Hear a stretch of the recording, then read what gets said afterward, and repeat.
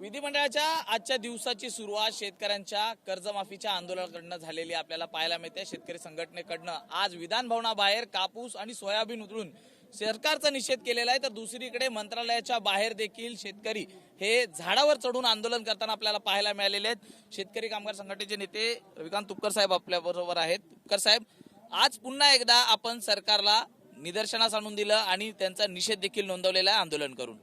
क्रांतिकारी शेतकरी संघटनेच्या माध्यमातून आम्ही गेली अनेक वर्ष झाले कर्जमाफीसाठी आंदोलन करतोय। निवडणुकीच्या वेळी या सरकारमधल्या लोकांनी सांगितलं होतं की आम्ही सरसकट 7/12 कोरा करू। 1.25 वर्षापेक्षा जास्त काळ उलटून गेला आहे, परंतु अजून कर्जमाफीचे नाव घेत नाही। आम्हाला फसवी कर्जमाफी नकोय, सरसकट 7/12 कोरा झाला पाहिजे। ज्या जाचक निकष आणि अटी त्या कर्जमाफीमध्ये घातलेल्या आहेत त्यामुळे 10 ते 15% शेतकरी सुद्धा त्या कर्जमाफीमध्ये बसणार नाही अशी परिस्थिती आहे। सरकार शेतकऱ्यांना फसवतोय, म्हणून मी स्वतः उपोषणाला बसलो होतो मागच्या 20 दिवसापूर्वी बुलढाण्याला। महाराष्ट्रातला शेतकरी रस्त्यावर उतरला। सरकारच्या वतीने गिरीश भाऊ महाजन आले होते, त्यांनी सांगितलं 5-6 दिवसात मीटिंग लावतो। अजून सरकारनं मीटिंग आमची मुख्यमंत्र्यांबरोबर लावलेली नाही। आमचं म्हणणं आहे की मुख्यमंत्र्यांनी शेतकऱ्यांच्या भावना ऐकून घेतल्या पाहिजे, या कर्जमाफीमध्ये बदल केले पाहिजे। 2019ला ज्यांना कर्जमाफी मिळाली त्यांना पण नव्यानं कर्जमाफी मिळाली पाहिजे।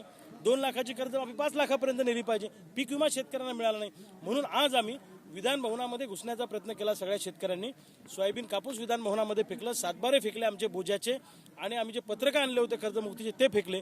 पोलिसांनी धाकदपट करून आम्हाला दादागिरी करून या ठिकाणी आझाद मैदान पोलीस स्टेशनला अटक करून ठेवलेलं आहे। मी सरकारला सांगतो, सरकारने स्वस्तात घेऊ नये। संयमाचा बाण आमचा तुटला तर तुम्हाला रस्त्यावर फिरणं सुद्धा मुश्किल करू। याआधी देखील आपण गिरगावमध्ये समुद्रात उतरून त्या ठिकाणी आंदोलनाचा प्रयत्न केला होता, त्यावेळी देखील आश्वासन दिलं होतं। मुख्यमंत्र्यांनी देखील याआधी कर्जमाफी ही 30 तारखेपर्यंत होईल किंवा त्याच्या संदर्भातला निर्णय होईल असं आश्वासन दिलं असताना अजूनही कुठलाही निर्णय हा शेतकऱ्यांसंदर्भात झालेला नाहीये। हे सरकार लबाड आहे, लबाडाचा अवतन जेवल्याशिवाय खरं नाही। यांना आपलं शक्तीपीठ महामार्ग करायला 1 लाख कोटी रुपये यांच्याजवळ आहे। समृद्धी महामार्गाची डिमांड नव्हती, समृद्धी महामार्ग केला। वाढवण बंदराला पैसे दिले, इतर गोष्टी करण्यासाठी यांच्याकडे पैसा आहे, मग शेतकऱ्याला द्यायला पैसा का नाही? अरे केंद्र सरकारनं 16 लाख कोटींचं उद्योगपतींचं कर्ज राईट ऑफ केलं, तेव्हा कोणते निकष लावले? तेव्हा कोणते मोर्चे निघाले? आणि आम्ही गाववाड्यातला शेतकरी आज मरणाच्या दारात उभा आहे। आम्हाला पीक कर्ज मिळायला तयार नाही, यांनी कर्जमाफीचं आश्वासन दिल्यामुळे एनपी मध्ये गेलेलो आहे। FRP आम्हाला एक रकमी मिळायला तयार नाही। सगळ्या बाजूने शेतकरी अडचणीत आहे। ऊसावाला शेतकरी, कांद्यावाला शेतकरी, सोयाबीन कापसावाला शेतकरी, धानावाला शेतकरी, आम्ही मरणाच्या दारात आहे ना। रोज 10 शेतकरी आत्महत्या करतात। या सरकारला लाज वाटली पाहिजे। गावगाड्यातला सामान्य शेतकरी एकजूट नाही म्हणून याचा गैरफायदा घेण्याचा प्रयत्न करत असाल तर लक्षात ठेवा, आम्ही शेतकऱ्यांची पोरं भगतसिंगाचा अवतार घेऊन तुम्हाला ठिकाणावर आणल्याशिवाय राहणार नाही। याच महाराष्ट्राच्या देशातल्या मातीतल्या क्रांतिकारकांनी इंग्रजाला पळून लावलेलं आहे। गोरे गेले आणि काळे आले अशी सध्याची परिस्थिती आहे। महाराष्ट्रातला शेतकरी सरसकट कर्जमुक्त झाल्याशिवाय ही लढाई थांबणार नाही। मुख्यमंत्र्यांनी आम्हा शेतकऱ्यांसोबत चर्चा केली पाहिजे, आमचं म्हणणं ऐकून घेतलं पाहिजे अशी आमची मागणी आहे। यानंतरचं पुढचं नेमकं पाऊल काय असणार आहे? निवडणुका आल्या की ज्या पद्धतीने कर्जमाफीची आश्वासनं दिली जातात मात्र त्याची पूर्तताच होत नाहीये, पुढचं पाऊल नेमकं आंदोलनाचं काय असणार आहे? आता असं आहे की आम्ही सकाळी आंदोलन केलं, विधान भवनात घुसण्याचा प्रयत्न केला तर आम्हाला अटक करून आणलं। आम्हाला जेलमध्ये टाका, आमच्यावर केसेस करा, आम्हाला फासावर लटकवा, आरपारची लढाई आम्ही लढणार आहे। आता मला कळलं तुमच्या माध्यमातूनच की तिकडे झाडावर काही शेतकरी पुत्र चढलेले आहेत आणि तेही म्हणतात मुख्यमंत्र्यांसोबत मिटिंग लागल्याशिवाय, चर्चा केल्याशिवाय आम्ही उतरणार नाही। अरे कुठं चाललं हे सगळं? कोणत्या दिशेनं तुम्ही महाराष्ट्र घेऊन निघालाय? महाराष्ट्रातल्या गावगाड्यातल्या शेतकऱ्याला वाचवायचं असेल तर सरसकट कर्जमुक्ती, सोयाबीन कापसाला उत्पादन खर्चावर आधारित भाव, इतर शेतीमालाला भाव मिळाला पाहिजे अशी आमची मागणी आहे। जोपर्यंत सरसकट 7/12 कोरा होत नाही तोपर्यंत लढाई थांबणार नाही। आता आम्हाला जेलमध्ये टाकतील, आम्ही जेलमधून काही दिवसांनी बाहेर येऊ, बाहेर आलं की पुन्हा आंदोलन करू। आम्ही थांबणार नाही। श्वासात श्वास असेपर्यंत, जीवात जीव असेपर्यंत बापाच्या घामाच्या दामासाठी आम्ही लढणार आहे। शासनातल्या कुठल्या प्रतिनिधींनी आपल्याशी संपर्क करण्याचा प्रयत्न केला आंदोलनानंतर आणि पुढे काय आश्वासन दिलेलं आहे? अजूनपर्यंत कुणी आमच्याशी प्रयत्न केला नाही। बुलढाण्याला ज्यावेळी मी उपोषणाला बसलो, 5व्या दिवशी गिरीश भाऊ महाजन आले होते, त्यांनी सांगितलं 5-6 दिवसात तुमची मुख्यमंत्र्यांबरोबर सकारात्मक चर्चा घडवून आणतो, मीटिंग लावतो। 19 दिवस झाले ना, निरोपच नाही बैठकीचा अजून। म्हणजे शेतकऱ्यांची चर्चाच करायची नाही, मग काय डोनाल्ड ट्रम्पची चर्चा करता? अरे आम्ही याच मातीतले माणसं आहे, महाराष्ट्राचा अपमान खपून घेणार नाही म्हणता, मग शेतकरी आत्महत्येच्या दारात आहे, हा महाराष्ट्राचा अपमान नाही का तुमच्या राज्यामध्ये?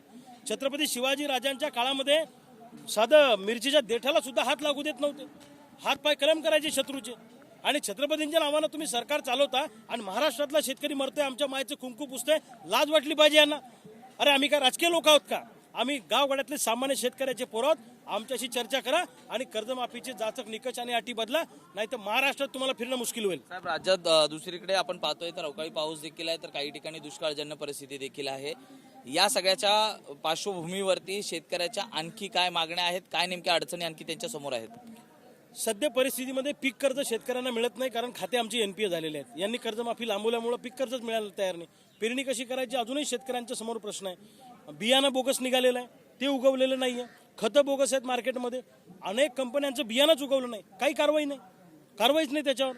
पीक कर्ज नाही, बियाणं नाही, अनेक ठिकाणी पाऊस पडलेला नाही, त्यामुळे पेरणी नाही. काही ठिकाणी अतिवृष्टी झाली, त्याचे पंचनामे अजून केले गेलेले नाहीये. लोकांनी पेरलं, अतिपाऊस झाल्यामुळे ते वाहून गेलं सगळं. त्याचे पंचनामे, नुकसान भरपाई मिळाली पाहिजे. अशा अनेक मागण्या आहेत. जंगली जनावरांमुळे शेती पिकांना त्रास होतो, रुई, हरणं, रानडुकरं, त्या शेतीला कंपाऊंड करून द्या. अनेक शेतकऱ्यांच्या मागण्या आहेत. या सगळ्या मागण्या घेऊन आम्ही आलेलो आहे. आता पुढचं पाऊल नेमकं काय असणार आहे या आंदोलनातनं जर तोडगा निघाला नाही तर? अभी तो आज का जो हुआ वो ट्रेलर है, आगे आगे पिक्चर देखेंगे आप क्या है तो.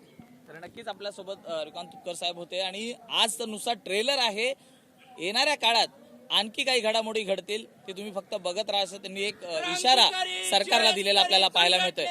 जर्नलिस्ट अरविंद वारगेसह मी सूरज सावंत, ABP माझा, मुंबई. ABP माझा, उघडा डोळे बघा नीट.